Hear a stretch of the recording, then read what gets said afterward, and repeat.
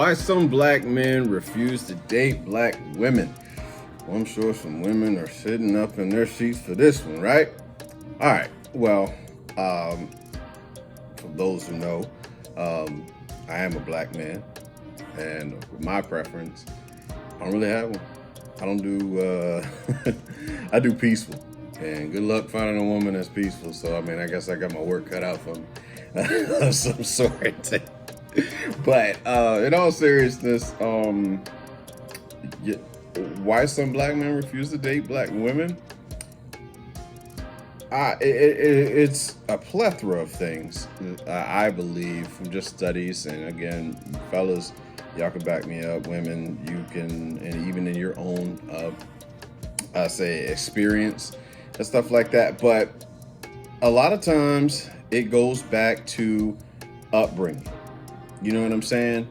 And like how you were treated by your immediate circle. You know what I'm saying? Like caregiving, or let's just say people that I'm saying just people that you grew up around.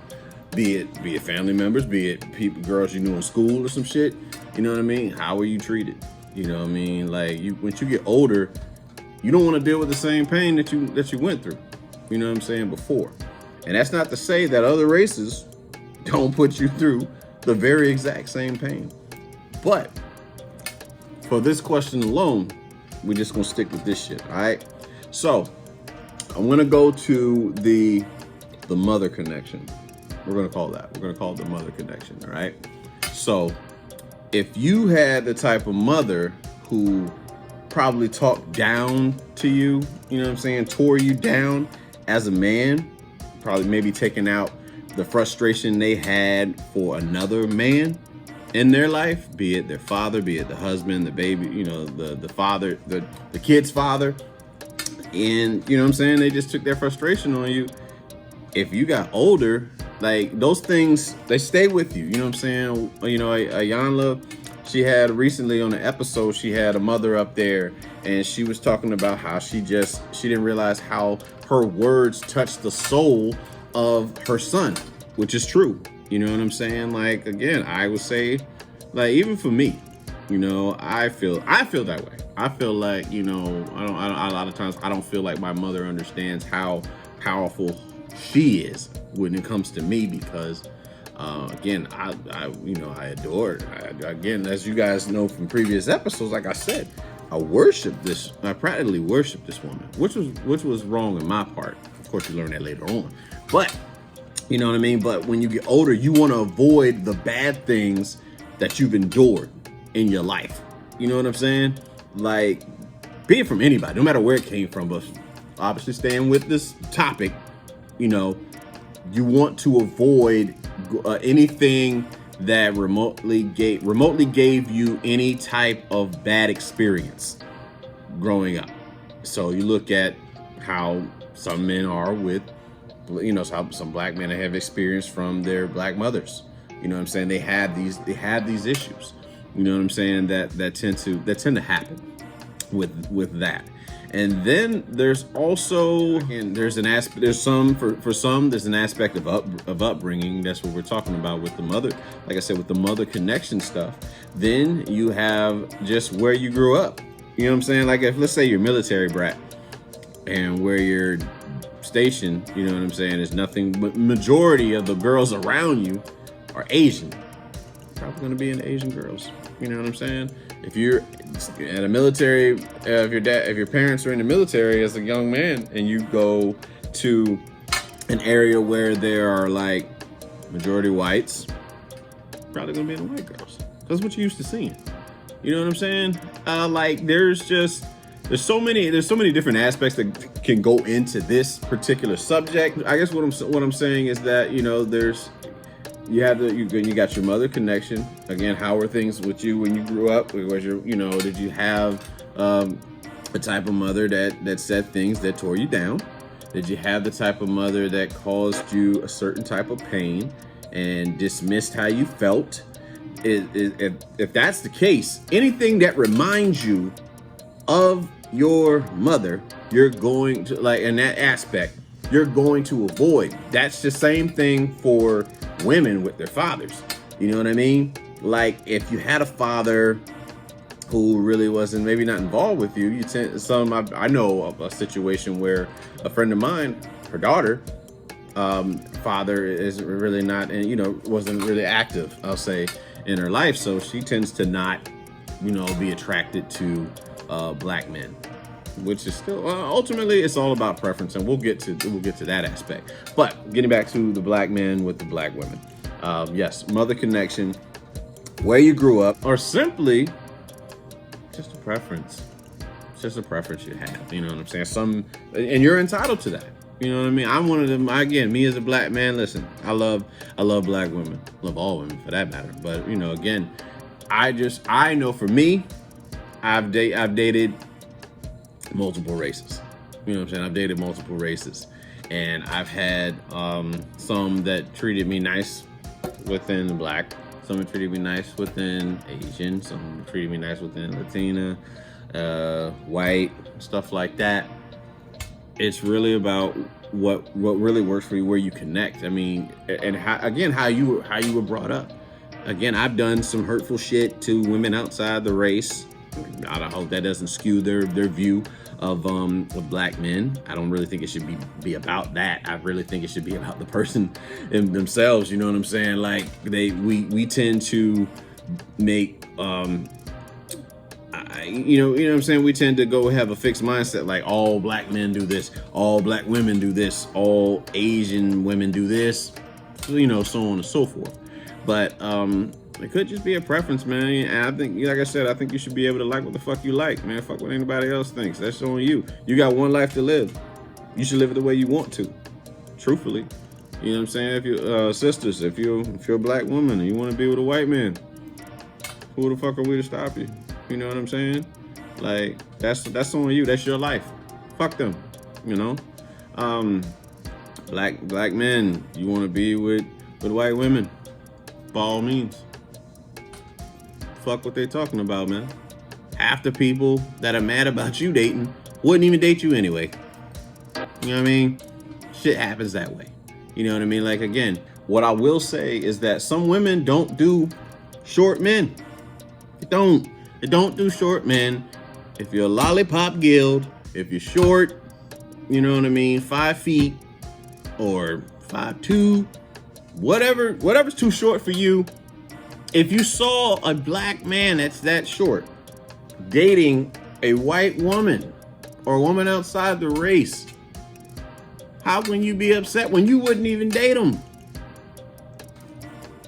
It should be just choice. I think you should like what the fuck you like. You know what I mean? Whatever adds happiness to you, because they're not going to be so long as they're not their sole form of happiness. I'm not for that shit. But but getting back to, I guess, like everything, bringing it all together. Again, my daughter. If my daughter wants to date a white man, you know what I'm saying, Asian, Latino, it's on her. Her daddy's gonna support her either way, whatever. Hell, she want to be with a woman, her daddy's gonna support her either way. It's her life. You know what I'm saying? I honestly, that's just how I feel. I mean, again, we have to respect each other's views. Everything. We're not always gonna agree on shit, and that's fine. One person's view of the world is not the sole view of the fucking world. And there's just different perspectives. We just have to learn to respect that. You know what I'm saying? Everything we have might not align with, our beliefs may not always align. You know what I'm saying? And society has its tendency of throwing its fucking beliefs on top of us. But, my sisters, understand this. What a person does, it's more so about them. It's not about you. There's nothing wrong. There's no absolute. Well, there's absolutely. I mean, there could be something wrong with all of us, to be honest. But if you see a brother out with somebody outside the race, don't make it about you. That's really what I want to say. You know what I mean? Like, it could be there's something that they're going through. You don't know what the fuck they've been through. Any type of like trauma or what have you. You know what I'm saying? Just the same for you. You know what I mean? But I mean, black men dating women outside the race, you know, or black men not refusing to date black women. That's their choice ultimately. Now, I don't agree with like black men just saying I don't want to date black women, like going out of their way. Let's be clear, I'm not for that shit. You know what I mean? But as far as like saying that, you have a preference, or just saying like I don't do black women type thing. You know what I'm saying? I respect their view on that, but that's not for me. And love all colors of the fucking rainbow. So, but take into account, ladies, black women, or all women, really, all races, listen to this perspective from a black man. There are a lot of things that will be taken into to account when you do see that situation. We don't know that individual personally. If you get to know them, maybe they'll tell you why they dated this individual, I'm sure, or maybe some just don't feel attracted to black women. Like I said, it could go back to how things were growing up, how their connection was with their mother, their black mother. And there's something they haven't healed from. So they may have this perception in their mind that any black woman that they get with is going to treat them how their black mother treated them. And you get to a point in your life where you want to be, you start to value yourself. You've torn yourself down, you know what I'm saying? And you want to be appreciated. And there are some black women that do appreciate black men. Let's be clear, all right? But there are some that do tear black men down. And before you look at the effect, let's look at the cause. You know what I'm saying? Same thing in reverse. Black women with black men, and some black women that don't date they decide to not date black men. It could be something going on with their father, shit going up. But before we get into the whole aspect of, you know what I mean, the effect, let's look at the cause.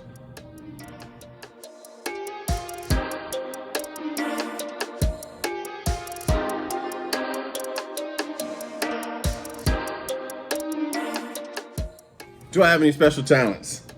Yeah. I'm pretty. I think I'm pretty gifted. I think God really blessed me with one, the gift to sing, the gift to produce music, the gift to write poetry, the gift to be a good listener, the gift to charm, acting. I'll say that, being some shit I wasn't for a very long time, so I think I'm Oscar worthy when it comes to that. But like I said, produce music. Impressions. I do impressions. So like I said, I sing. So I guess a little something. It was love at first sight. I know from the way she looked at me.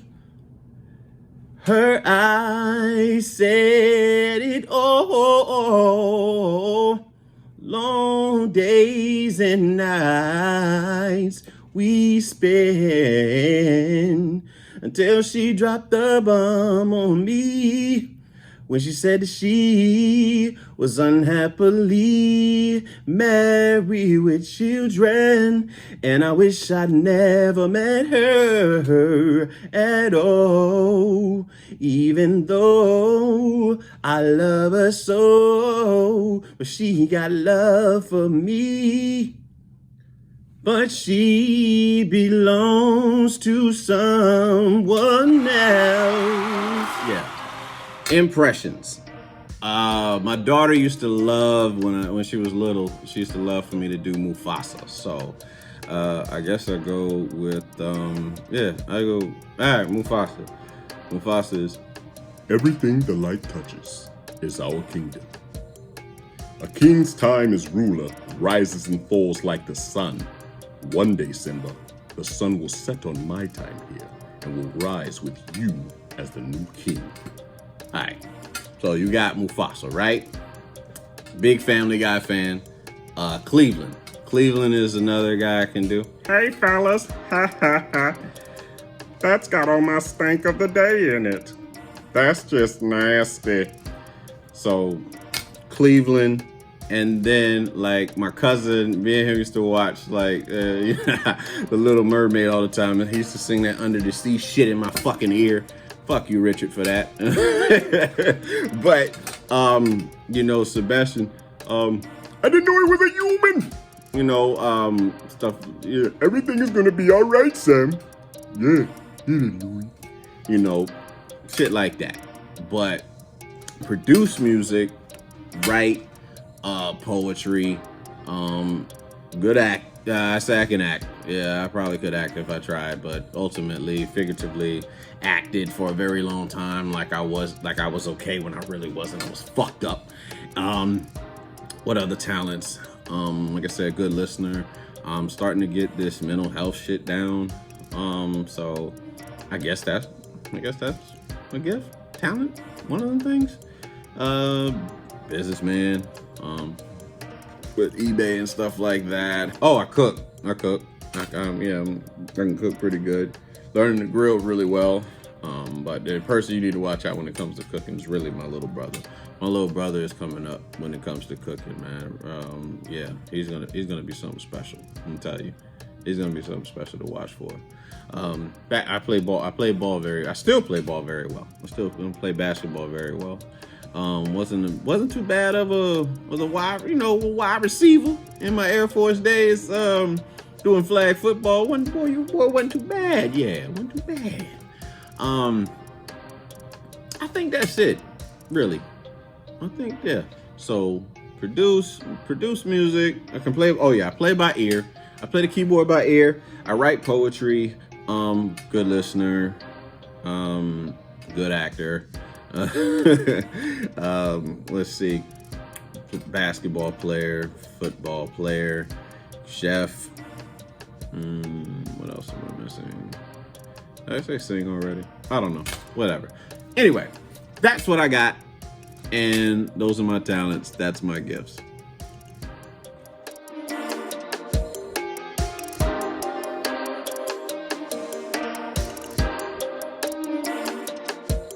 How has 2020 been so far? Well, I started my year in Miami, Homestead. Shout out to the 305-786-954. You know, I miss you. I miss home. That's still home to me. You know, Suffolk, Virginia, you'll always be home to me, but Miami is home. You know, like I do. I miss. I miss a lot of things. You know what I'm saying? But it didn't start out too well. I was getting to a point in my life where I was coming out of not being authentic with myself. You know what I'm saying? So.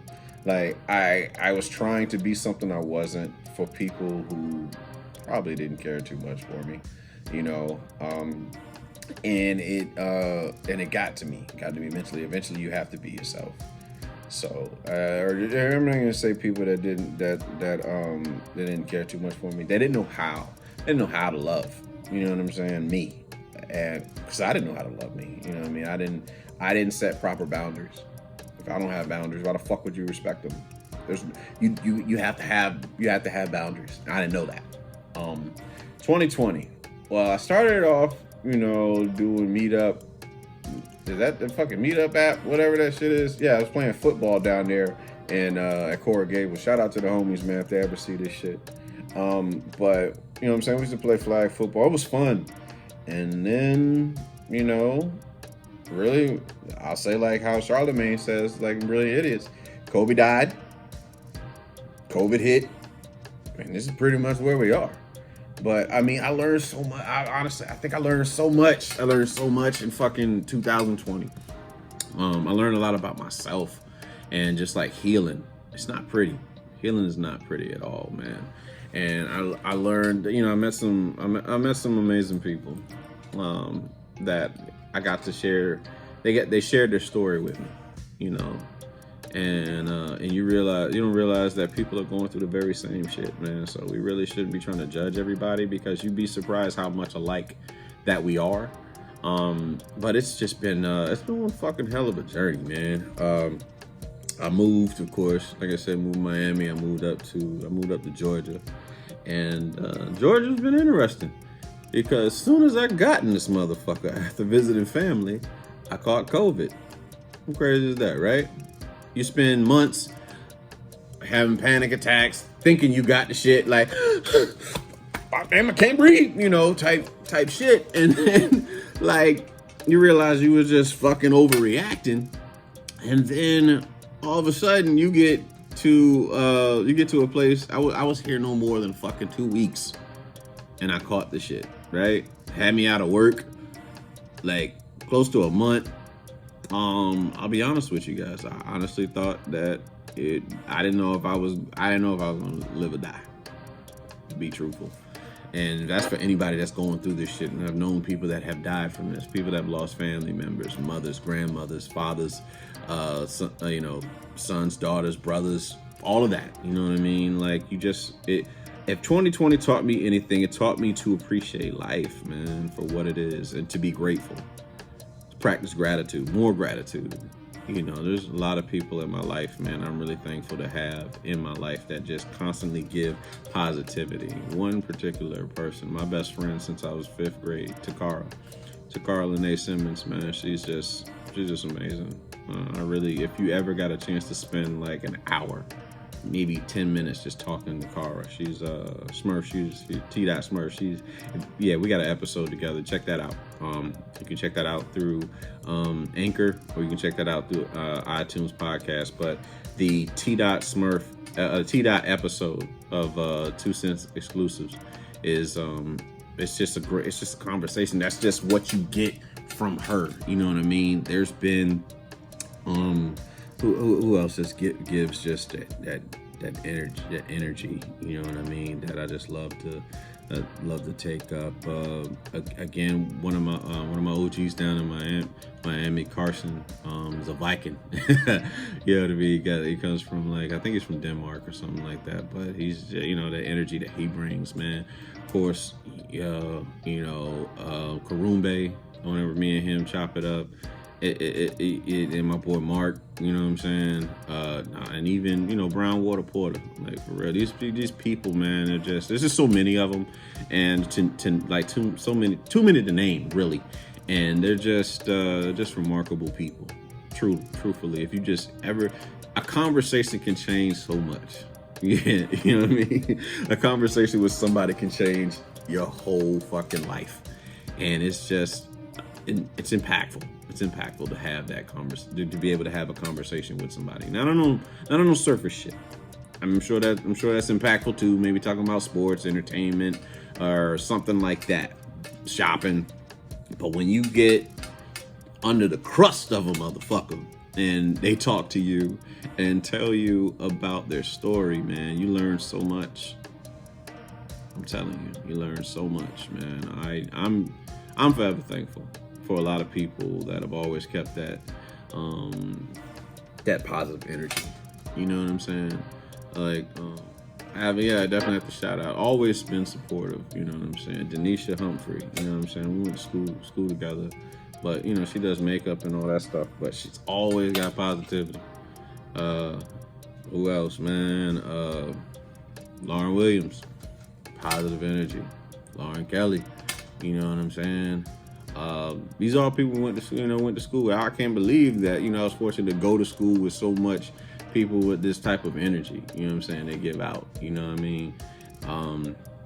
I actually, I put on big boy pants in 2020, and I apologize to one of my closest friends, man, growing up, Joe. He used to do the show with me, but I really didn't like how I dealt with it, you know what I'm saying? Like when he was on the show, and it was like, it almost like I was using my brother, and that's not cool.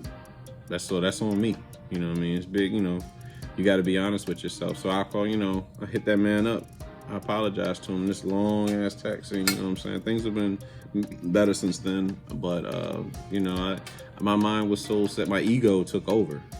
That's really what I learned. I'm learning to kill the fucking ego, and that is what 2020 has taught me. It's kill your fucking ego at all costs. Kill that shit, because it will destroy a lot of relationships. It will destroy marriages. It will destroy your work. It will destroy just everything. You know what I'm saying? You got to learn to kill that shit. Find a soul.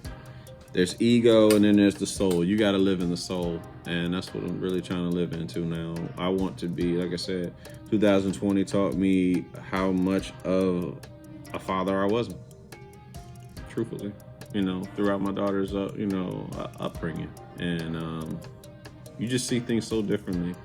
And it's all right to admit your faults, because you're not going to be good at everything, but you at least have to try. And everything is about effort. You're going to have fears, but you at least have to try. And a lot of things, life has taught me that, you know, I had like a fixed mindset. So it's like I was too afraid to try a lot of things.